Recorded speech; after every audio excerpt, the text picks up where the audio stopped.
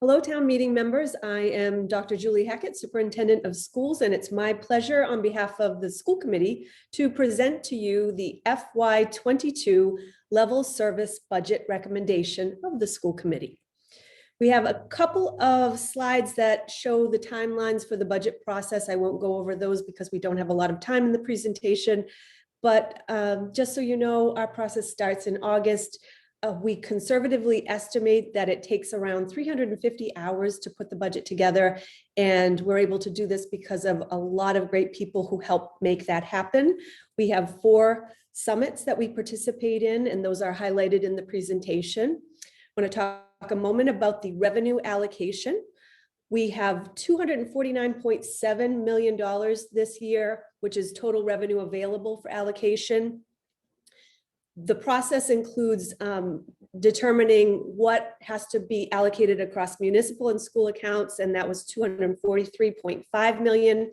It left an incremental revenue balance available for FY22 of about $6.1 million. And what happens with that $6.1 million is the school department gets about 74% of it, and the municipal side gets about 26% of it, and that has been historically true in Lexington for many years.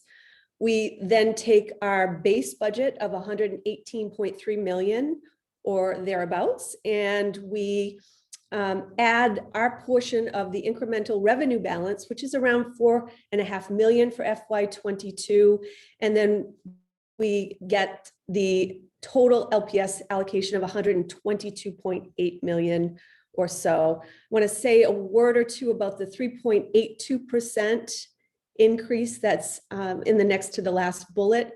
That does not include the $500,000 special education stabilization fund request that we have, and you're going to see that percentage change for that reason. So later it will become a 4.2% increase, and that will explain the difference.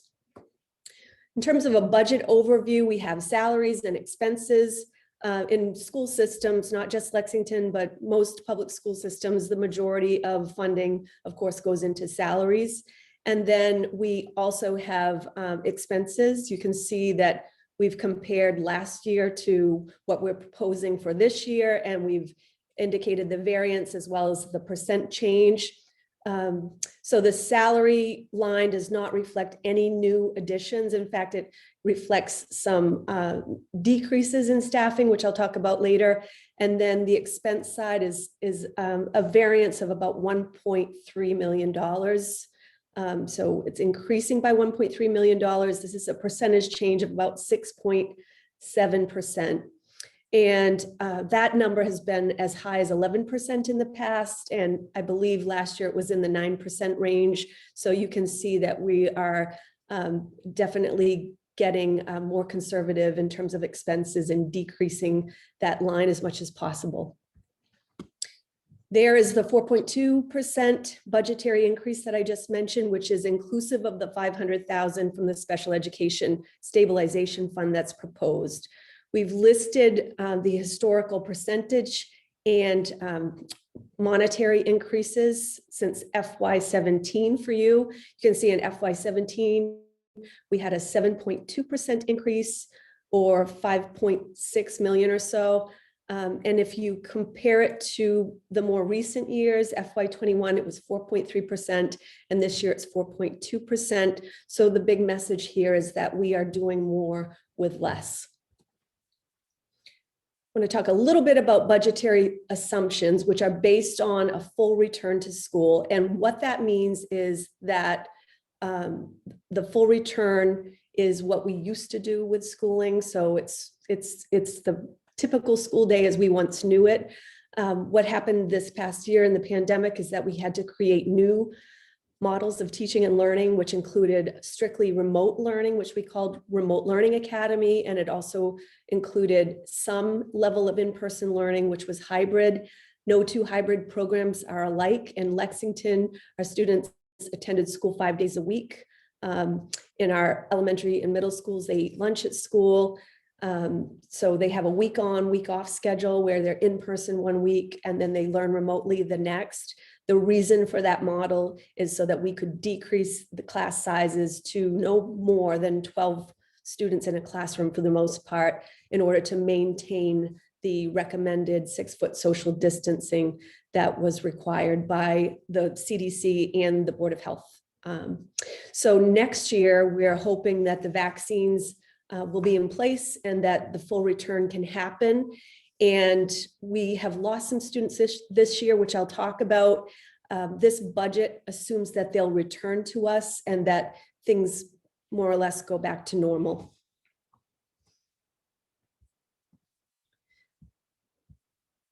The annual pre-K-12 enrollment over time is included in this graph, and you can see that the color swaths correspond to the color code at the top. So the yellow is pre-K, the dark blue is K through 5, grades K through 5, the light blue is the middle school level, grades 6 through 8, and the gray is grades 9 through 12.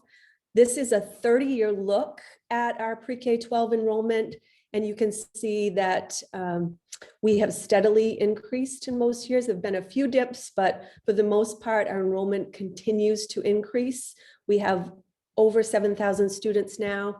And you can see in this past year, we took a slight dip downward, but we still overall have very high enrollments compared to what we've seen in the past. The enrollments changed this year during the pandemic, however, and we actually have 336 students fewer than projected. This slide depicts where those withdrawals or losses were against the projection. So in grades K through 5, we've seen a difference of about 221 students. At the middle level, 81 fewer students, and in grades 9 through 12, 34 fewer students. The vast majority of our decreases are in grades kindergarten through 5.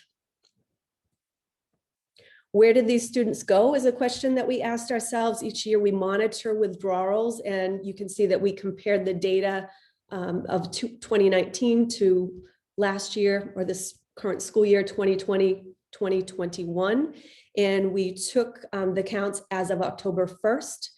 You can see that the big reasons for withdrawal for this present year is that students transferred to private school in Massachusetts. So we had 146 students who did that compared to 85 students the year prior. And then we had 105 students transfer to public schools in Massachusetts, 79 last year compared to 105 this year. We had 20 homeschooling students this year compared to 2 last year.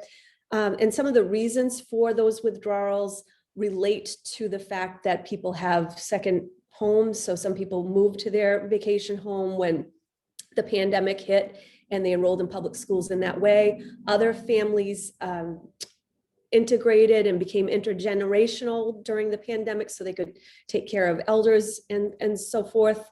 And that sometimes meant that they would relocate to a different place in Massachusetts, or there was a need for private schooling due to work schedules. So some people were obviously very challenged by a schedule that looked differently than what it looked like in the past. And some private schools were able to offer full-time, everyday in-person learning.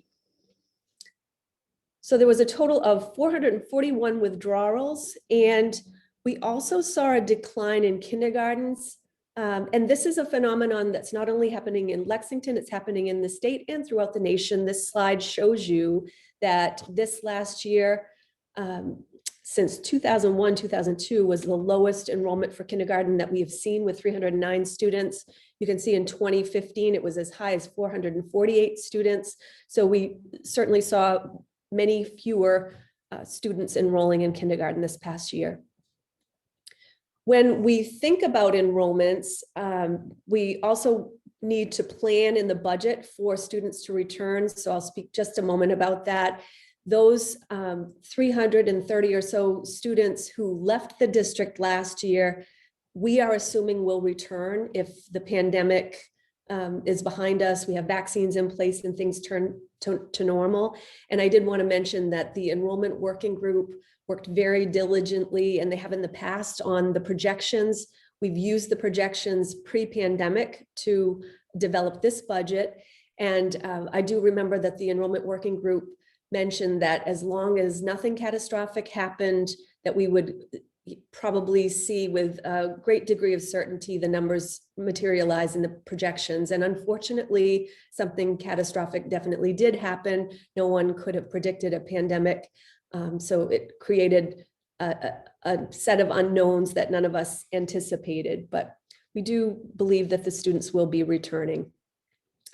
This slide talks about the summary of staffing changes, and the big story on this slide, which is taken from the budget book, is that we are having, for the first time that we believe has happened in the history that we have access to, at least, for the first time in our history, the staffing is going to be reduced. So we have a net decrease in staffing of 6.0 full-time equivalents. And just a word about those reductions. They're very much identified by departmental leaders and program leaders, and they also are consistent with program improvements, not program improvements, excuse me, mandates and contractual obligations. So if we're mandated to have certain staff, they are in place. If we need to meet contractual obligations, those have been dealt with. Where you see the net decrease is when staff have identified that these are positions that we could live without. And so we've made those reductions accordingly. I also wanted to note that in FY17, we had an increase of 50.5 FTE. This was before my time. I wanted to show you that because the comparison most recently for FY21 is an additional 3.19 FTE. So that is a big swing and a big adjustment in the number of full-time equivalents. And I hope that it conveys our seriousness about making sure that we're only adding positions that are very much needed. And also when you see this slide next year, it will show FY22 as being, for the first time in many, many years, if ever, negative 6.0 FTE decrease. We're moving into lean year budget strategies because these are difficult times, and we are certainly well into what we've identified as being phase one. We've laid this scenario out in phases, which would mean that these are strategies we would utilize if we needed to do something other than the full return to school. So the full return is education as we knew it. If something happens and let's say vaccine distribution isn't what we think it is, or the new guidance from health experts is that we need to go into quarantine again, or any of those types of things, that may necessitate a different teaching and learning model. Remote learning is very inexpensive because you don't have the operational costs that you have when you're in person, transportation, etc. We were able, for this reason, to give back $3.9 million at the close of the last fiscal year. This year, that's going to be really challenging to do because the budget is so tight.